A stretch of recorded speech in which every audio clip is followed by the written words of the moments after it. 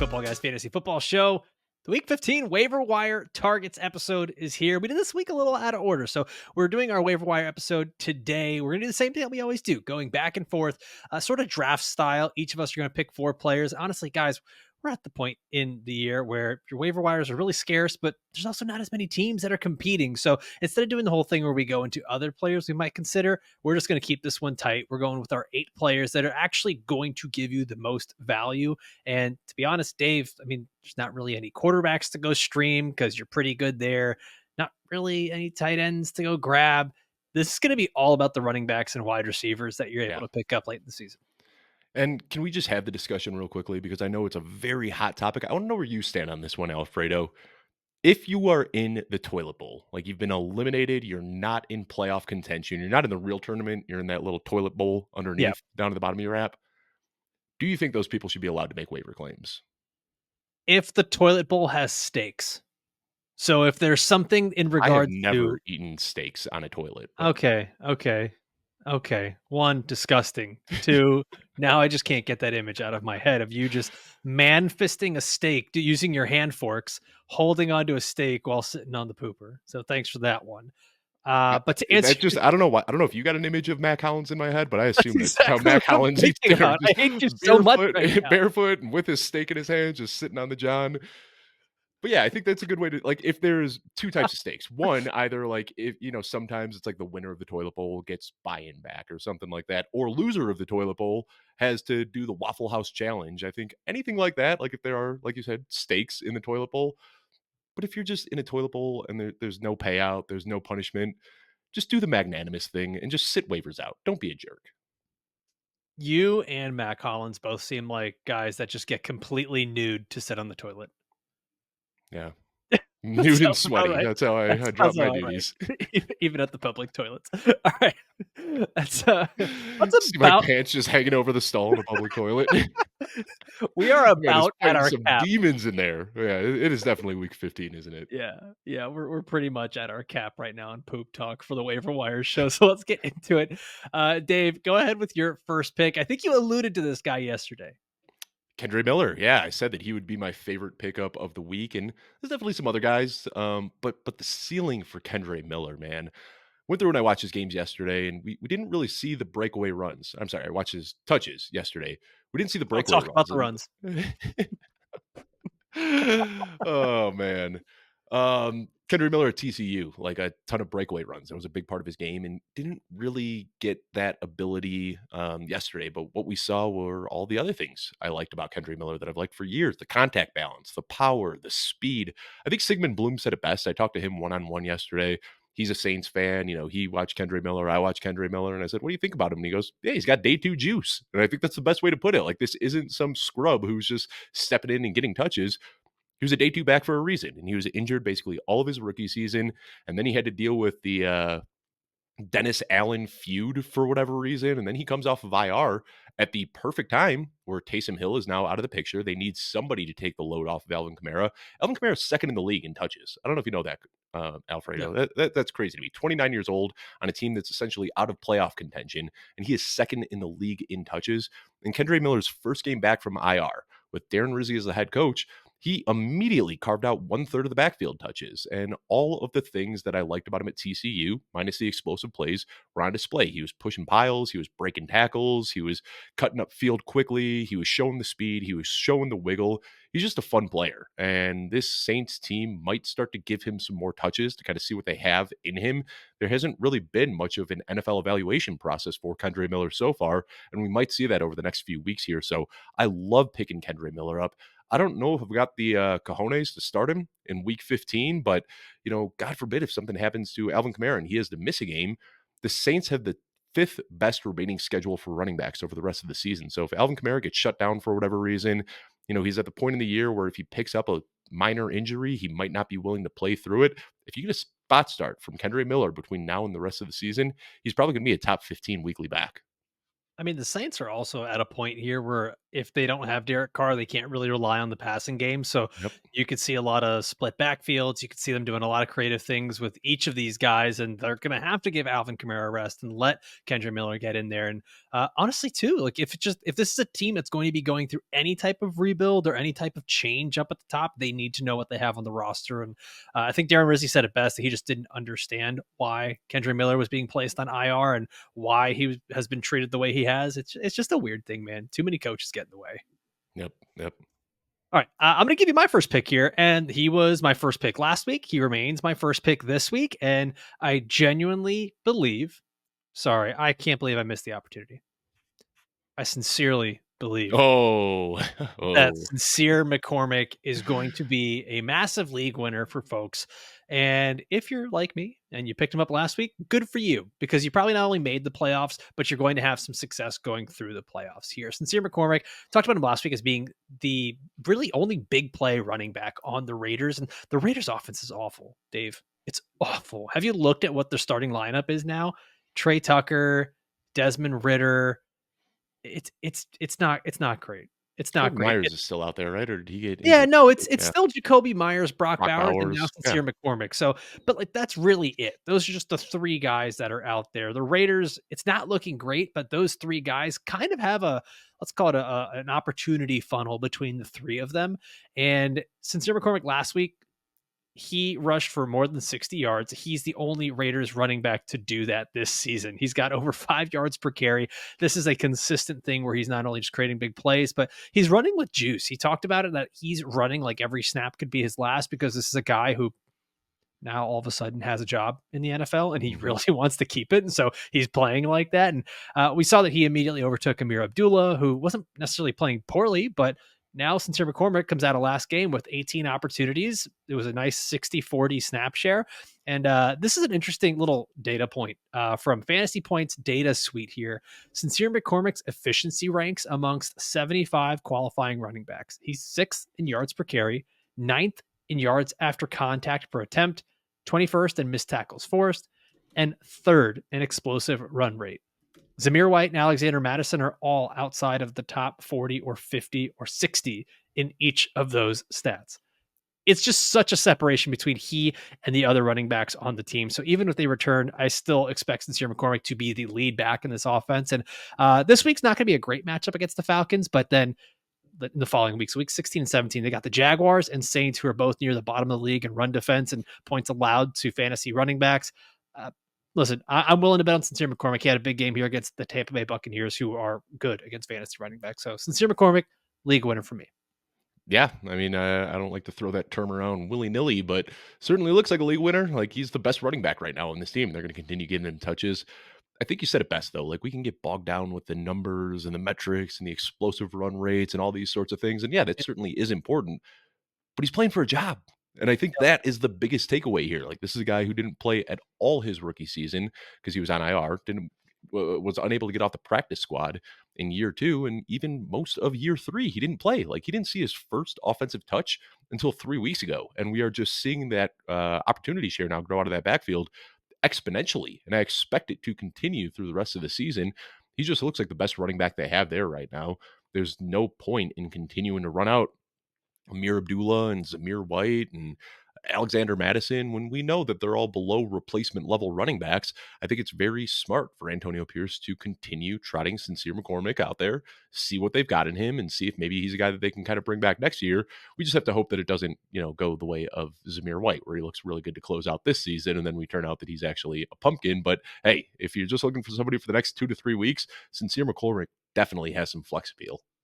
The Raiders, it feels so much like a Groundhog's Day or Edge of Tomorrow, or basically any movie where just the day repeats over and over and over, because it's the same way the team felt last year going Mhm. into the end of the season. It's like, oh, For okay, well, at least revolving a couple door of at guys. quarterback and yeah. Yeah, at least a couple of guys are getting touches. Looks like they found a running back to go forward. Antonio Pierce has got these guys fired up. They're smoking cigars in the locker room. It doesn't feel as good though this time. No, Not nearly as good. no. The sequels are never as good. This is they just skipped Home Alone 3 or Home Alone 2 and went right to Home Alone 3. Home Alone 3, not bad. Not bad. Just gonna say Not that. good. Not good. Home Uh Alone 2 is good. Home Alone 3, Underrated. Eh, I'm going to say it's underrated. Young Scarjo in just that one. like Sincere McCormick, underrated. All right. Let's go to the next pick here, Dave. Adam Thielen, man. I mean, we saw it last year. Like this guy was a wide receiver one for the first third of the season or so, and then his age started to show, and he wasn't the same guy over the second half of the season. But now here he is after missing the majority of the year with an injury. Now he comes in looking fresh at the end of the year. And Alfredo, over the last 2 weeks, he's only got one touchdown, but he's averaging over 100 yards per game. Like over the last 2 weeks, 10.5 targets, 8.5 receptions, and 100.5 yards per game. He is very clearly the wide receiver one here, and Xavier Legette is fun. I mean, he's That's a word. athletic, he's big, he's strong, he's fast. We like those things. But after that drop last week on a perfectly thrown ball from Bryce Young, I think that all that's really done is entrenched Adam Thielen as the wide receiver one even deeper. So I get it. He's old. The Panthers are bad, but he's going to continue garnering opportunities here. It really is thin. At this point, you're looking for guys, if you're scouring the waiver wire, I think there's a few things you're looking for. One, who can have immediate value, because we're not at the point where you can really pick people up and stash them anymore. Sure, with running backs, the opportunity can strike because of an injury that could happen at any time. With wide receivers, it's not like you're grabbing this guy because he's showing some promise. Maybe he can turn into something over the next month or so. You're looking for guys that have immediate value. And I think you're getting that with Adam Thielen. It might not be pretty, but you can pick him up and put him in your flex spot. And I think that's one of the few things that you can kind of look for at this point in the year. So it's not a great week for waivers, but Adam Thielen is somebody who should have immediate value in week 15. Week Oh, 16, yeah. I'm sorry. Week I 15. mean, 16. Yeah, definitely week 16. Right? are you okay? It's week Yeah. 15, man. Week It's 15. Yeah. You just had a small stroke on air. I'm trying to just fast forward through this season. It's been a rough day. I didn't know we were doing a video show until like 20 minutes ago. Like you see all this hair on my neck. Like I'm still glistening from my workout. It's been a rough morning. By the way, we talked about Adam Thielen as a league winner. I want to say it was 3 weeks ago? Yeah. And we And had a year and 6 weeks ago. that too. Yeah, time is a flat circle. But I was looking at the comments on that video with people league winner, you crazy Carolina. Like, yeah, dude. Yeah. So get bodied. What's up? Yeah. Welcome back to the channel. Thumbs up. Comment And below. no better way to Subscribe. foster a good audience than taking shots at everybody that watches the show. Good job, Alfredo. You That's fools. what we did. We're negging. We're negging. You know what that is? I do. Yes, I too watched an episode or two of the Pickup Artist back in the day. Whoa. I've definitely seen it other places. Anyways, next pick on here. I'm going to go with Patrick Taylor, the backup to the backup to the backup to the backup in San Francisco. He's available in 96% of leagues, and this is just all based on if Isaac Guerrero is going to play. Listen, if he can't, cool. Just give me the San Francisco 49ers starting running back.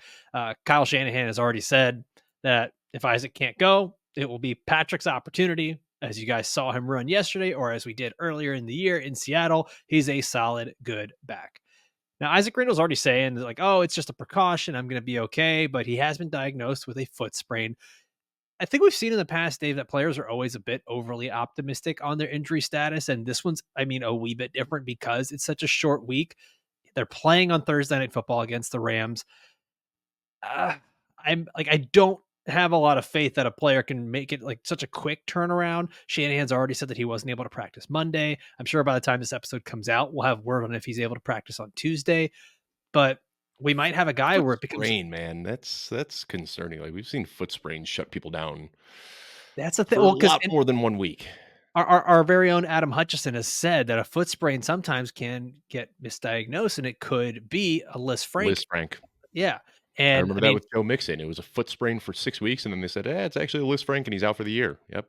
yeah, so depending on the severity of this could be the end of the season for Isaac Guerrero, or he could be playing on Thursday. So either way, it's just a good insurance policy to go and grab Patrick Taylor.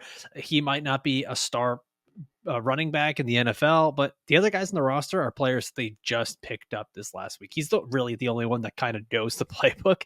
Izzy Abanikanda and Keyshawn Vaughn were both picked up off the waiver I wire. didn't know they picked up Keyshawn Vaughn. Now, Yeah, that's and a name I haven't heard in a long time.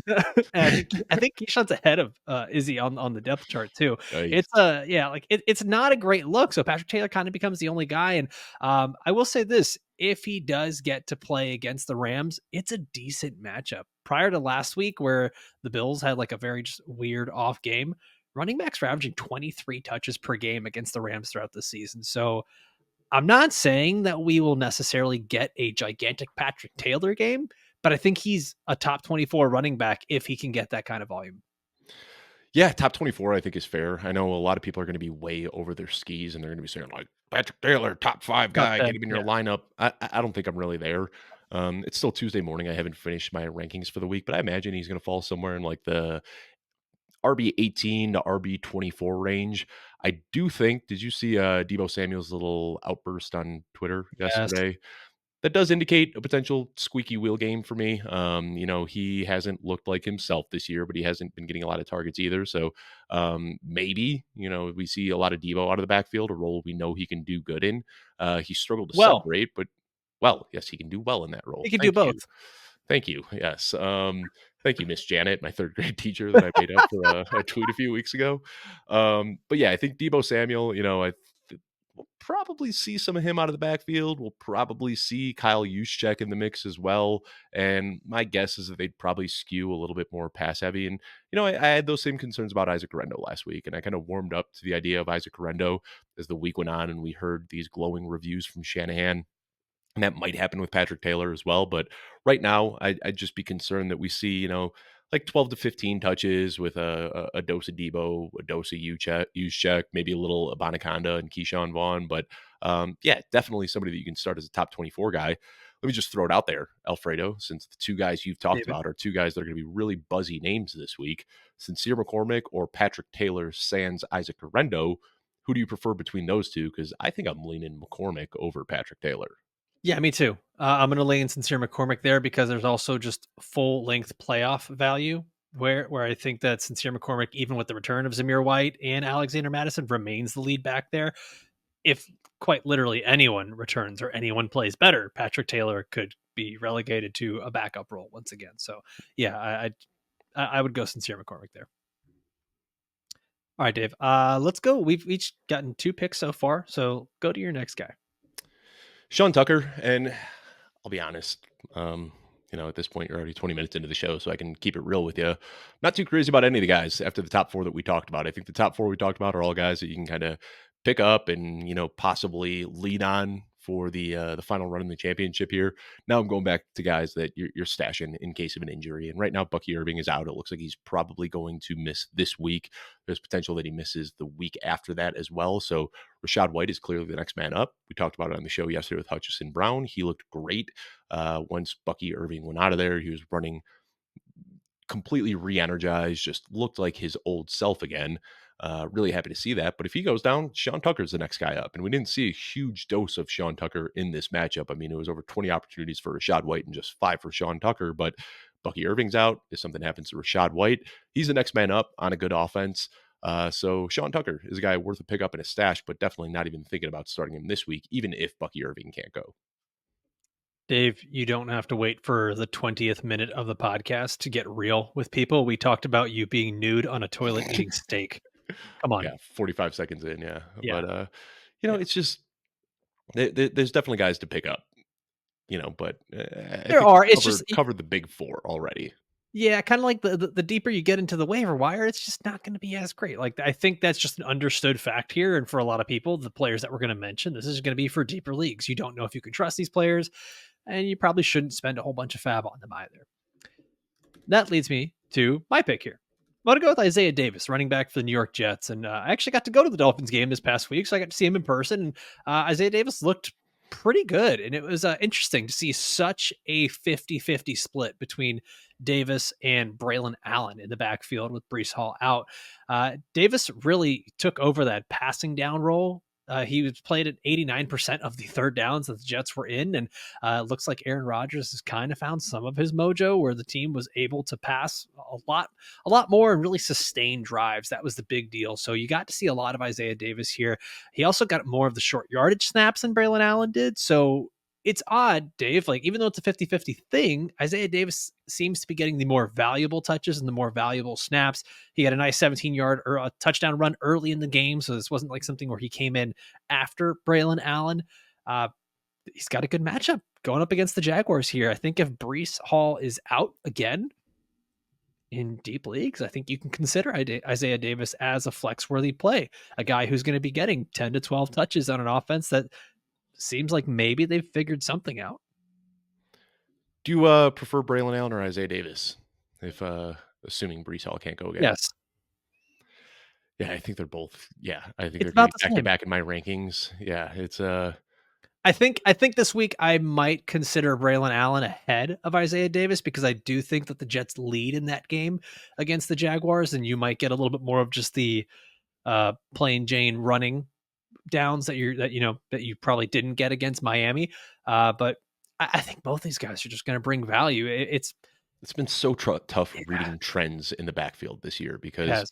early in the year when Salah was there and um oh my god, Hackett. I don't know why I can never remember his name. Like I Your blocked brain just Nathaniel blocks them Hackett out purposely. from my memories. Yeah, but like when it was Hackett and Salah early in the year, that's when we saw this like weird split where Braylon Allen was very heavily involved and primarily getting high value touches. Like he was catching targets and he was getting goal line work. And then Hackett got fired, and then we saw Braylon Allen kind of fall by the wayside. And then Brees Hall was a workhorse for this short period in time. And then Salah got fired. And then all of a sudden it went back to this split with Braylon Allen. And now now Brees Hall is injured. And now it's Braylon Allen and Isaiah Davis getting heavily involved as well. So it's been so many different coaches and staffs with their, hands in the pot here that it's been tough to really find any trends, but what we saw last week was that it was a 50-50 split with Allen and Davis, and Davis is still available in a lot of leagues. Allen isn't. I think they both have similar upside.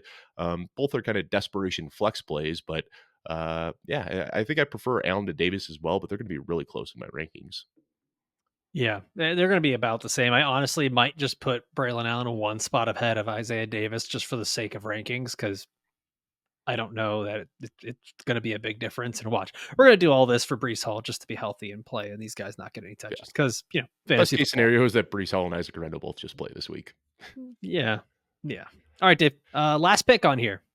Let's get it. Grant Calcaterra, don't feel great about investing in the Eagles pass attack right now. Their pass rate has been abysmal. Jalen Hurts is attempting fewer passes than any other quarterback in the league by a significant margin, but the opportunity's been there for Calcaterra. We know Dallas Goedert is out, and last week Calcaterra was on the field for 91% of the snaps. He only pulled 3 targets, but he was able to score on one of those. So this is, again, if you're in that position where you're looking for somebody to kind of start this week, getting a little bit desperate, you're in one of those deeper leagues where everybody is hoarding a tight end too, and you're going to the waiver wire. Not a guy that I'm saying like you need to get in your lineup, but the opportunity is going to be there. I'll have him inside my top 20 on the week, which isn't anything crazy, but I do prefer him over a lot of the other waiver wire options, Noah Gray and Dalton Kincaid coming back and Chigakonkwo and Isaiah Likely. I'd take Calcaterra over all those guys. I'm honestly shocked that you got a tight end in here. I snuck one in. You Yeah. did. You did. There's There's not just, many out there. yeah, there's not. Dalton Kincaid, I'll throw him out there as well. Should be coming back, and it's been disappointing so far. But if he's available, he's kind of worth a pickup if you're desperate. And Any again, these are Juwan guys Johnson? in like the eight. Yeah, Juwan Johnson is another one. I think there's some streaming options out there. Um, I actually waffled back and forth between Juwan Johnson and Calcaterra quite a bit. I think Calcaterra is in a better offense, of course, but I think there's going to be more opportunities for Juwan Johnson. So, yeah, I think Grant Calcaterra, Juwan Johnson, Dalton Kincaid all make for decent options if you're in one of those leagues where you're desperate and you need to pick up a tight end. Like injuries have been hitting tight ends hard this year. We're also at the point where Kyle Pitts, a guy you drafted to be a starter, is just droppable at this point. So if you've got Kyle Pitts, I'd have no qualms about dropping him for one of these available tight ends. I'll say this too. Pay attention to who gets dropped on the first Mhm. run of waivers because you're A going lot to of people have a just don't care at this point. Like they'll drop yes. big names. Yeah. There are going to be teams in your league, and like don't do this. Also, don't be that fantasy manager. But there are teams that just rage quit and they will just drop important players, or maybe they'll make it less obvious. But just pay attention to who gets dropped. There's going to be people that also overthink things and they get too cute here as we get to the end of the season. All right. I'm going to give you my last pick here. Last player on the show. Jalen McMillan, wide receiver for the Tampa Bay Buccaneers. And he flashed a little bit. I want to say it was like 5 weeks ago, Dave, where we all thought, okay, this is the time. Chris Godwin's out. Mike Evans is out. Jalen McMillan got, 7, 8 targets. And nothing really ever came to fruition. Jalen McMillan, I'll be honest, like he's just been disappointing with all the opportunity he's had. But would you know it? This past week, 2 touchdowns, led the team in targets with 7. Actually, Dave, he's not the only Washington guy to get 2 touchdowns this past week. Roma Dunze as well. Mhm. So the Washington Husky wide receivers, the rookies, looking pretty decent this past week. And I would say this: Jalen McMillan does look more confident. He doesn't look like the wide-eyed kid out there playing football right now. This last week, he just seemed a little more confident in his route running, a little more confident once the ball was in his hands, and leading the team in targets. I think it's not an easy thing to do when Mike Evans is on the team. Like you actually have to be legitimately getting open. So that's a good sign for things to come here. And the Buccaneers over the next few weeks have the Chargers, Cowboys, Panthers. So there's going to be some opportunity here for Jalen McMillan and the Bucs to actually do some damage through the air. But I will say my confidence level with Jalen McMillan is pretty low. So, I mean, he's available in 91% of leagues. My confidence level is really low. So I wouldn't go out there and spend a ton. This is only if you're already starting, you have to start 3 wide receivers. You have to throw in 2 flex, and you've got a lot of injuries hitting you all at the same time. That's what I'm going after a guy like Jalen McMillan, Dave. Yeah, completely agree. I mean, he's kind of the wide receiver 2 here. We're seeing Kate Otten not quite as involved as he was earlier in the year, and I think that's because Jalen McMillan is taking that step forward. And I think when Godwin first came down, McMillan wasn't really ready yet, but now, he's getting more comfortable. He's getting up to NFL speed, and it seems like he is now kind of jumping ahead of K. Dot in the pecking order. So, yeah, I mean, a lot of times these guys, with the high upside that flash, over the last couple of weeks, it's risky plugging a guy like that in your lineup for round 1 of the playoffs, but the upside is undeniable with McMillan. Well, that does it for us. That's going to be 8 different waiver wire options for you guys this week. Again, congratulations. If you made it this far, if you're listening to this show, it means that you made the fantasy playoffs, and we're wishing you nothing but the best. Hopefully, we've been able to be a big part of that, and we're able to help you again for one more week here. No show tomorrow. We're going to be off tomorrow, but we are back on Thursday with our best and worst starts of the week, where we're doing all of our fun superlatives of players we wouldn't even start if there's a fire and all that fun stuff that we're doing there. Dave will be back again on Friday with Jeff Bell on the audio side, taking a look at all the news and injury updates from the week. And then, of course, as always, you've got your Sunday morning live show with Jagger May, Joey Wright, Jeff Bell. I almost combined all 3 of them into just like one really long, weird name, like a Jagger May Bell. Joey, him too. It just, yeah, sorry, guys. Jagger, Joey, Jeff, the 3 J's. Awesome show Sunday morning. They're going to help you set your lineup there. As always, want to thank you guys for listening and watching all the way through. For myself, for Dave, we'll see you next time. Adios.